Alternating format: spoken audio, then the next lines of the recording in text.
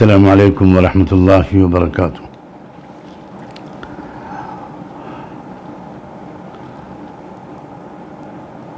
अभी एक दो दिन पहले, बल्कि शायद कल ही,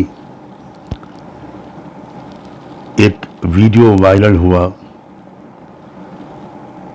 जिससे मुल्क के लोगों को ये पता चला कि लखनऊ के एक साहब ने सुप्रीम कोर्ट में एक रिट दायर की है,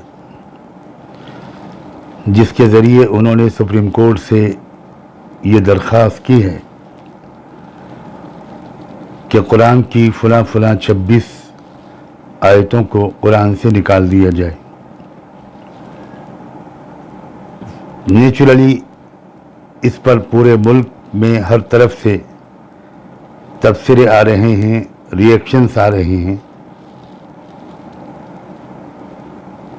मुसलमान उलमा और दानिश्वर हजरात इस सिलसिले में अपने ख्यालात का इजहार कर रहे हैं। इस वीडियो के वायरल होने के बाद से ही मुझसे भी बेशुमार लोग ये उम्मीद कर रहे हैं और मेरी तवज्जो इस तरफ मबजूल कर रहे हैं कि मुझे भी इस पर कुछ रिएक्शन देना चाहिए, कुछ कमेंट्स करने चाहिए।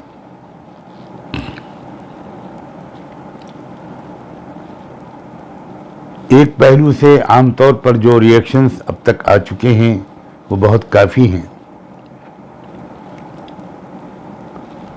मुस्लिम उलमा ने बिला किसी मसलकी तफरीक के इस जाहिलाना हरकत की सख्त मजम्मत की है और ये उम्मीद बजा तौर पर जाहिर की है कि सुप्रीम कोर्ट इसको एडमिट ही नहीं करेगा और किसी को कोई नोटिस सर्व नहीं किए जाएंगे। इसको पहले ही मरहले में रिजेक्ट कर दिया जाएगा। लेकिन मैं एक और पहलू की तरफ तवज्जो दिलाना चाहता हूं और वो ये है कि बहुत अरसे के बाद मुल्क के हकीकी मसाइल सरफेस पर उभर कर आए हैं और वो कौमी एजेंडा बनकर उभरे हैं, जो असली एजेंडा हमारे मुल्क का होना चाहिए मुस्तकिल तौर पर, और जो मसाइल बहस का मौजू जिनको बनना चाहिए। किसान आंदोलन की वजह से बुनियादी तौर पर वो मसाइल उभर कर आ गए हैं, वही मौजू गुफ्तगू हैं, वही कौमी एजेंडा बनकर पूरे मुल्क में इस वक्त मौजू गुफ्तगू बने हुए हैं। ये किसान आंदोलन ही का ये नतीजा है जिसके लिए मैं संयुक्त किसान मोर्चे की समझदार और बहादुर लीडरशिप को पूरे मुल्क, पूरी कौम की तरफ से मुबारकबाद देना चाहता हूँ कि वो सख्त तकलीफ़ों को बर्दाश्त करके अपने आंदोलन को जारी रखने में कामयाब हुए और वो आंदोलन दिन ब दिन ताकतवर होता जा रहा है और पूरे मुल्क में फैलता जा रहा है। उस आंदोलन की वजह से किसानों के मसाइल, मजदूरों के मसाइल, गरीबों, पिछड़ों और oppress class, schedule caste, schedule tribe के मसाइल उभर कर सामने आए और मुल्क में जो सरमायादाराना फिस्तायत पर मबनी निज़ाम अब चल रहा है बड़े ज़ोर शोर से, जो कॉर्पोरेट फैशिज्म की पॉलिसी अपनाई हुई है हमारी मौजूदा सरकार ने, उसके खिलाफ, उसकी पॉलिसियों के खिलाफ पूरे मुल्क के अंदर एक बेदारी की लहर फैल रही है। वो लाखों बल्कि शायद करोड़ों लोग जो किसी प्रोपेगेंडा का शिकार होकर और मजहबी जज्बात से मगलूब होकर वो असली मसाइल से बिल्कुल गाफिल हो गए थे और मंदिर मस्जिद हिंदू मुस्लिम की बुनियाद पर उन्होंने वोट डाले थे पिछले इलेक्शनों में। अब वही लोग बहुत ज़्यादा पछता रहे हैं, खुल्लम खुल्ला अपनी गलती मान रहे हैं और अब ये संकल्प ले रहे हैं, ये अहद कर रहे हैं कि अब दोबारा वो ये गलती नहीं करेंगे और उनका ध्यान अब असली मुद्दों से कोई नहीं भटका पाएगा, बल्कि वो पूरे मुल्क का ध्यान असली मुद्दों की तरफ वापस लाने के लिए पंजाब, हरियाणा और दिल्ली बॉर्डर से निकलकर अब पूरे मुल्क में जानकारी फैलाने और सही फैसला करने पर लोगों को आमादा करने के लिए निकल खड़े हुए। जाहिर है कि वो फैसिस्ट सांप्रदायिक ताकतें, वो कॉर्पोरेट सेक्टर की गुलाम ताकतें इस सूरत हाल से बहुत परेशान हैं और वो हर कुछ दिन के बाद ऐसी कोशिश करते हैं जिससे कि फिर एक मरतबा मुल्क का एजेंडा बदल जाए और लोगों की तवज्जो किसानों, मजदूरों और गरीबों और मनुवादी व्यवस्था को उखाड़ फेंकने के बजाय वो एक बार फिर धार्मिक जो फिरका परस्ती है और आपस की नफरत है उसकी तरफ मुड़ जाए। चुनांचे इसी सिलसिले में कुछ दिन पहले दिल्ली प्रेस क्लब में एक प्रेस कॉन्फ्रेंस की थी एक महाशय जी ने, जिसमें उन्होंने ऐलान किया था कि वो सारी दुनिया के मुख्तलिफ धर्मों को इकट्ठा करेंगे। भारत में इस्लाम और मुसलमानों, और भारत में नहीं बल्कि विश्व में से इस्लाम को मिटा देने के लिए दुनिया भर के मुख्तलिफ मज़ाहिब के नुमाइंदों को बुलाकर एक आलमी कॉन्फ्रेंस बुलाएंगे।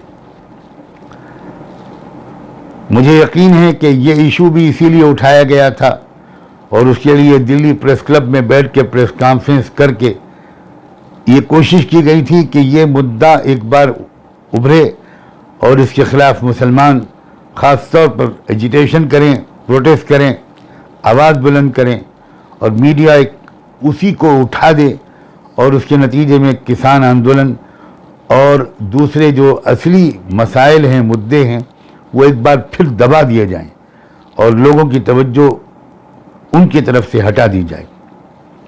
मगर वो तीर भी खाली गया। लोगों में इतनी बेदारी आ चुकी है, इतनी अवेयरनेस या जागरूकता आ चुकी है कि उस तरह का रिएक्शन किसी तरफ से और ख़ास तौर पर मुसलमानों की तरफ से नहीं आया। ये बहुत अच्छी अलामत है। इसका मतलब है कि भारत के मुस्लिम समाज के लोग अब पॉलिटिकली अवेयर हो गए हैं, उनके अंदर समझदारी बढ़ी है।